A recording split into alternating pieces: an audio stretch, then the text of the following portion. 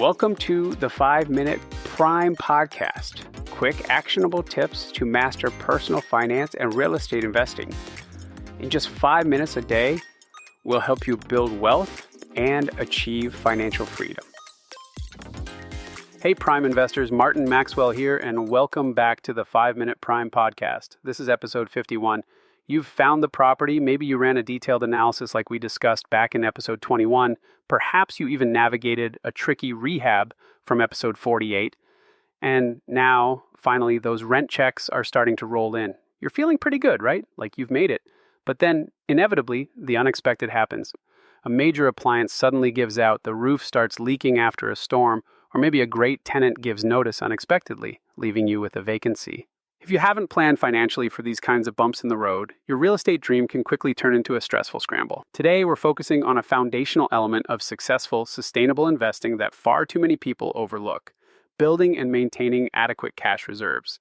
Honestly, skimping on reserves is like trying to drive across the country with no spare tire and barely any gas in the tank. You might cruise along fine for a while, but when trouble eventually hits, you're completely stranded. We'll break down the very real costs of being unprepared, explore why investors often underfund this critical area, and give you practical strategies to build that essential financial safety net for your properties.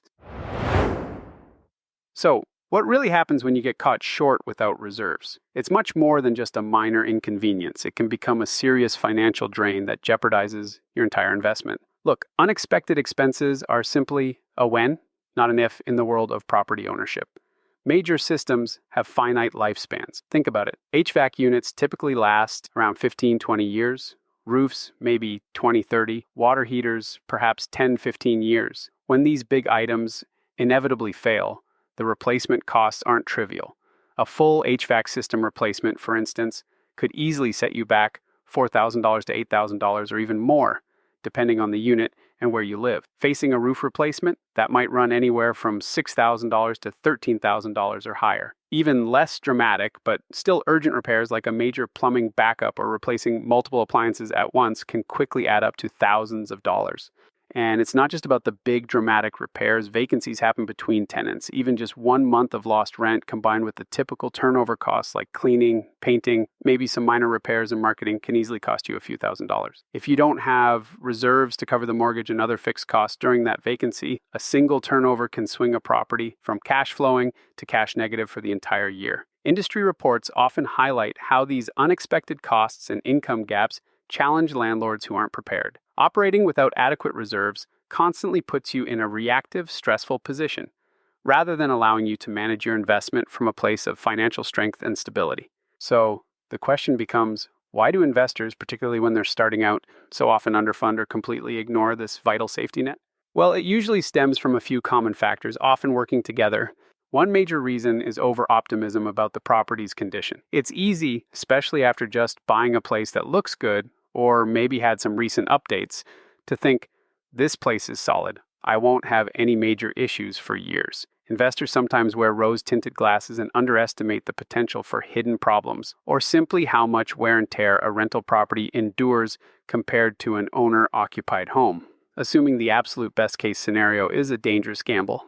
Another significant factor is the tight budget squeeze. Let's be real, acquiring your first few investment properties often requires stretching your finances to the limit. After you've scraped together the down payment, covered all the closing costs, and maybe handled some initial repairs, the idea of setting aside even more cash specifically for future reserves can feel like a luxury you simply can't afford right at that moment.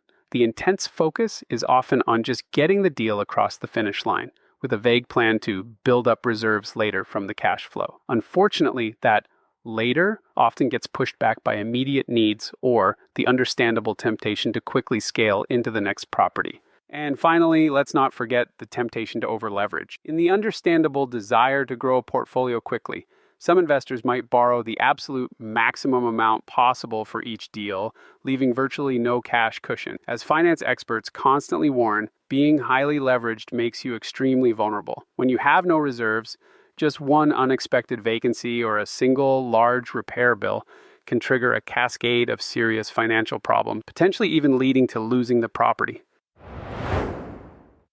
Okay, we've established the risks and the reasons why reserves get shortchanged. Now for the constructive part, how much is actually enough, and what are practical ways to build up that crucial fund? Building a solid reserve fund isn't overly complicated, but it absolutely requires consistent discipline. Here's a common layered approach that many successful investors use. First, think about operating reserves. This fund is designed to cover your short-term cash flow fluctuations. Things like tenant vacancies, turnover costs, cleaning, painting, leasing fees, and those inevitable minor repair calls. A widely accepted rule of thumb here is to aim for 3 to 6 months worth of your property's fixed operating expenses held in a readily accessible savings account. What are those fixed expenses? We're talking about your PIT, principal, interest, taxes, insurance, any HOA fees, maybe regular landscaping or utility bills that you pay, essentially all the costs you incur every month, whether you have a paying tenant or not. So if these fixed costs add up to, say, $2,000 a month for a property, you'd want between $6,000 and $12,000 set aside just for that property's operating cushion. Second, you need capital expenditure reserves, or CapEx. This is a separate pool of money specifically for replacing those big-ticket items that wear out over longer periods. The roof, the HVAC system, water heaters, appliances, maybe eventually windows or siding. These aren't monthly surprises, but they are predictable future costs. A common guideline for funding CapEx is to systematically set aside 1% to 2% of the property's value each year. Some experts even recommend going higher, maybe up to 5% or even 10% annually for older properties with aging systems. So for a $250,000 property, that would mean saving $2,500 to $5,000 per year, which breaks down to about $208 to $416 per month, specifically earmarked for these future replacements. Another approach is to estimate the remaining useful life of each major component and save accordingly. Now, how do you actually fund these reserves consistently? Build it into your budget. From day one, treat your reserve contributions, both operating and CapEx, as a mandatory operating expense in your deal analysis. Like we teach in episode 21 and in your ongoing monthly bookkeeping, don't just spend what's left over, pay your reserves first. Second, consider the 50% rule as a rough guide. Some investors use the 50% rule as a quick initial screening tool for potential deals. This rule suggests roughly estimating that about 50% of your gross potential rent might be consumed by all operating expenses other than your mortgage principal and interest. It helps quickly gauge if there's enough potential margin to cover those operating costs, plus set aside reserves, plus service your debt. But please remember, it's a very rough initial estimate. You must analyze your actual and projected expenses carefully. Third, automate the savings. This is key for discipline. Set up an automatic monthly transfer from your property's main operating bank account into a separate dedicated savings account labeled property reserves. Keeping it separate makes it less tempting to dip into for non-emergencies. Out of sight, out of mind, consistently building. Lastly, prioritize reserves before scaling. Resist the urge to immediately jump into buying your second, third, or fourth property until you have established adequate reserves for the properties you already own. Scaling too quickly without sufficient cash cushions is a classic way investors get overextended and into trouble. Being well capitalized is absolutely fundamental for sustainable, long-term growth. The solid financial preparation we discussed in episode 15 includes building these reserves. Now your challenge today. Take one of your current rental properties, or one you are seriously analyzing. First, calculate 6 months' worth of its core fixed operating expenses, PIT, taxes, insurance, HOA, etc. Second, calculate 1% of its current estimated market value. Now, honestly, assess your current dedicated reserve fund for that property. How close are you to covering both of those targets? Identify the gap and then commit to a plan to start closing it this month. Even if it's just automating a transfer of $50 or $100 into your reserve account to build the habit, start now. And as always, if this episode provided actionable value and maybe a needed nudge, please subscribe to the 5-Minute Prime podcast. Share it with another investor who could benefit from this message and leave us that review. You can find more resources at reiprime.com.